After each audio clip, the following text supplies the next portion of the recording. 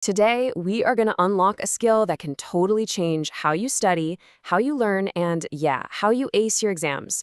We're talking about your secret study weapon, effective note-taking. So let's get into it and sharpen that weapon. We've all been there, right? It's like 10 p.m., the night before a huge test. You're just surrounded by this mountain of textbooks, a bunch of highlighters, and this feeling of pure panic. That frantic last-minute cram session. It's just the worst. But what if it didn't have to be like that? The answer is actually way simpler and more powerful than you think. It's not about finding some perfect study guide online. Nope. It's about learning how to create your own. This is the real key to studying smarter, not harder. So why is taking your own notes such a massive game changer? I mean, it's easy to think of it as just another boring chore, but it's so much more than that. It's actually a core part of the learning process itself. It's about flipping the on switch in your brain. See, it all comes down to this idea of active versus passive learning. When you just kind of skim a textbook or flip through someone else's study guide, you're being a passive learner. The information just washes over you. But when you have to listen, think, and then write things down in your own words, bam, you become an active learner.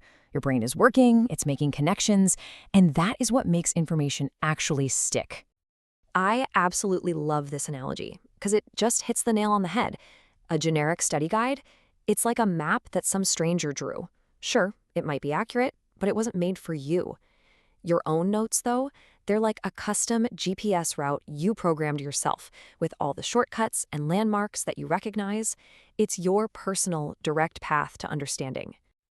And that's exactly why your notes become your ultimate study tool. Think about it. They're a personalized cheat sheet that has everything your teacher spent extra time on in class, which is a huge hint for what's going to be on the test. And maybe even more important, if you're trying to write something in your own words and you're struggling, that's a giant red flag telling you exactly what you need to go back and review. All right, so hopefully you're on board, but how do you actually do it? Look, there's no single best way. The real goal is to find the method that just clicks with your brain and with the subject you're studying. So let's check out 3 amazing methods you can start experimenting with right away. First up, we've got the Cornell Method. Honestly, this thing is an absolute powerhouse. It's a super organized system that's pretty much fantastic for any subject, because it doesn't just help you take notes, it literally forces you to process them and review them later on. So here's how it works. You take your page and you divide it into 3 parts. The big column on the right, that's for your main notes you take during class. Keep them short. Use bullet points, abbreviations, whatever works. Then after class, that skinny column on the left is for your cues. These are little questions or keywords that connect to your main notes. And finally, that box at the very bottom is for a super quick 1 or 2 sentence summary of the entire page. Now here's where the magic really happens. When it's time to study, you just cover up that big notes section on the right, and you try to answer the questions you wrote in the cue column on the left. It's like an instant self-quiz. Every single page of your notes becomes an active study session. It's genius. Okay, next up, the outline method. If you're the kind of person who just loves clean, logical organization, this one is probably going to be your best friend. It's perfect for subjects that have a really clear structure, like history timelines or biology classifications. The whole system is just so simple and so powerful. You start with your main topic, then you indent for your subtopics, then you indent again for the supporting details, and you just keep going. With just one look, you can instantly see how the big ideas connect to all the little facts that support them. It's incredibly clear and so easy to review. But hey, what if you're more of a visual person? What if linear lists just don't do it for you? Well then, you are probably going to love mind mapping. This method is way more creative and less rigid, which makes it amazing for brainstorming essay ideas for English class or for connecting really complex themes. So to make a mind map, you start with your main idea right in the middle of the page. Then you just draw branches that shoot out from the center for your major subtopics, and then smaller branches off of those for all the details. The real key here? Use color. Use little doodles and pictures. All that visual stuff engages a different part of your brain and can seriously boost your memory. Okay, so let's do a quick recap.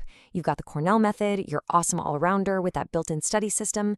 Then there's the outline method, perfect for those super structured subjects. And mind mapping, which is ideal for all you visual learners out there who need to connect ideas. Think about the classes you're taking right now. Which one of these seems like it would be a good fit to try out first?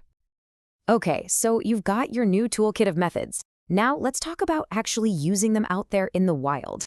Because taking notes from a lecturer who talks a mile a minute is a totally different ballgame than taking notes from a super dense textbook.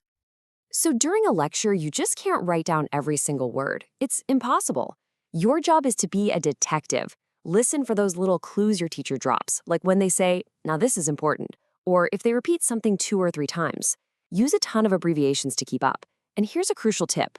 Go back and clean up your notes as soon as you can after class to fill in the gaps while it's all still fresh in your head. Now, when you're dealing with a textbook, the single biggest mistake people make is turning into a copy machine. Just mindlessly writing down sentences word for word does absolutely nothing for your brain. So instead, try this. Read a whole paragraph or a whole section, then physically close the book and try to summarize the main point in your own words. If you can't do it, you didn't really get it. All right, let's bring this all home. The entire point of taking amazing notes is to make the studying part easier, way more effective, and a whole lot less stressful. Your notes are your single greatest asset when it comes to school. And listen, if you only take away one single habit from all of this, please let it be this one. Just taking 10 or 15 minutes to review your notes within 24 hours of class is a total game changer. It helps fight your brain's natural tendency to forget things and moves that info from your short-term to your long-term memory. This one little habit is the ultimate weapon against cramming. And remember what we said about active learning? Don't just passively reread your notes. You gotta engage with them. Use those Cornell Method cues to quiz yourself. Turn the keywords from your mind map into a set of flashcards. Try explaining a concept from your outline out loud to your dog, or your friend, or just the wall. Make those notes work for you. And finally, just be patient with yourself. Seriously. Learning to take good notes is a skill, kind of like learning to play guitar. You're not going to be a rock star on day one, so try one method for a week. If it doesn't feel right, try another one. The goal here isn't perfection. It's just finding a system that makes you feel more confident and more in control of your own learning. So, there you have it. You've got the strategies, you've got the tools to completely transform the way you study.